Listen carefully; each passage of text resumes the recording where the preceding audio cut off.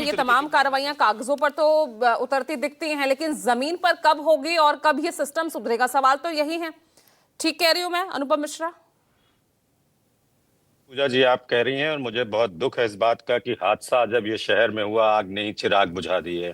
जब भी कोई इस तरीके की हादसा होता है, दर्दनाक मौतें होती हैं, तो सरकार और व्यवस्था और पूरा अमला जुटता है, इंक्वायरी होगी, एसआईटी बनेगी, फिर दोषी बख्शे नहीं जाएंगे। इन सब बातों से आवाम से लेकर हर आदमी चिंतित और व्यथित है।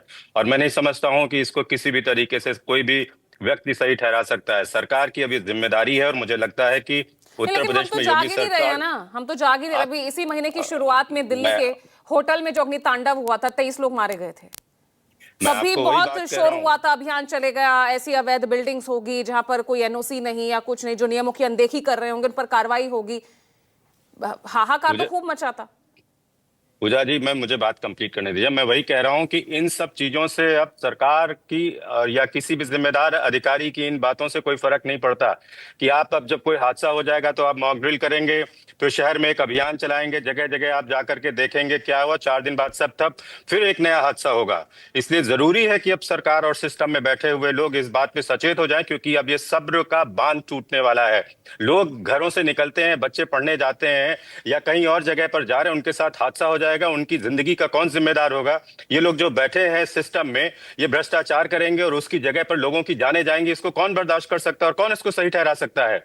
दुख है, यदि कहीं बम फटता है तो उसके बाद सारी व्यवस्थाएं, सारी टीमें आ जाएंगी, जांच होगी, 4 दिन उन स्टेशन पे जांच होगी, 5वें दिन फिर नहीं होगा, फिर वैसे ही सिस्टम चलने लगेगा। तो ये अब ये समय है, व्यवस्था में और सरकार में बैठे हुए लोगों को चेतना होगा और इस पे कड़ी कार्रवाई करनी होगी। ये खाली नहीं कि आप आएंगे और मीडिया के कार्रवाई सामने तो और निचले बोलेंगे स्तर के कि अधिकारियों तक होती है। अब देखिए ना, यहाँ पर जो सस्पेंड किए गए हैं, नहीं। बस वो यहीं तक मैं थम जाती है। यही दिल्ली में भी हुआ, यही राजेंद्र नगर में, जब दिल्ली में जब पिछले साल जब पानी भरा था तब भी यही हुआ। निचले स्तर पर तो कार्रवाई होती है, लेकिन असली जड़ कहाँ है? सवाल तो वही है ना, जिम्मेदारी तो वही है ना।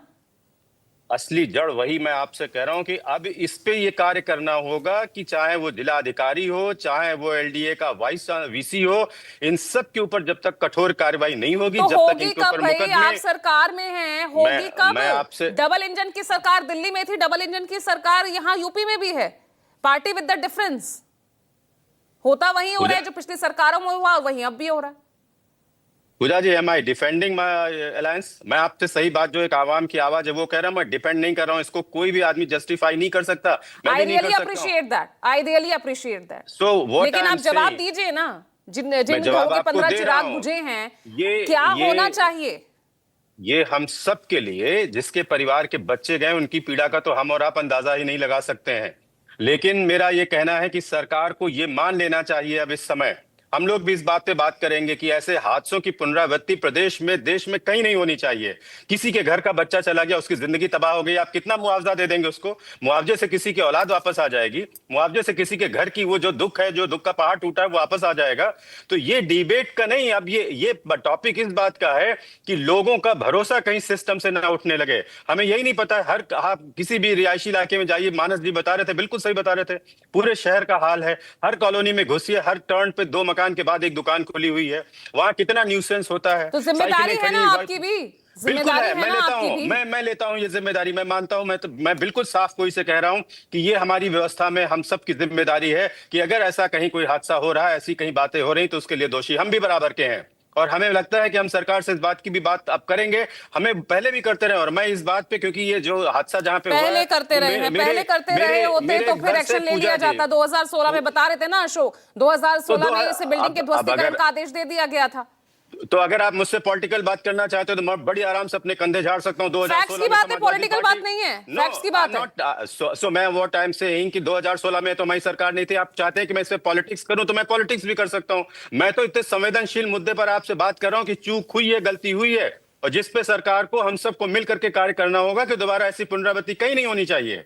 लेकिन मैं पॉलिटिक्स करूंगा तो मैं बोलूंगा 2016 में ये लोग जो बैठे थे, इन्होंने लाइसेंस दिया, इन्होंने वो मैं सवाल भ्रष्टाचार किया। पूछूंगी, सो समाजवादी इससे, पार्टी हाँ, से तो हैं दैट हमारे साथ, इज, लेकिन तो मेरा, आप भी तो सरकार में रहे ना। अब तो 10 साल पूरे होने, मैं अगले साल फिर आपसे चुनाव है, 9 साल हो चुके हैं, तो आपकी नाक के नीचे भी ये सब चल ही रहा था ना। रिहायशी कॉलोनी में एक कैसे कमर्शियल एक्टिविटी चल रही है, वो भी नियम मुझे कायदे कानून की तमाम धज्जियां उड़ाते हुए।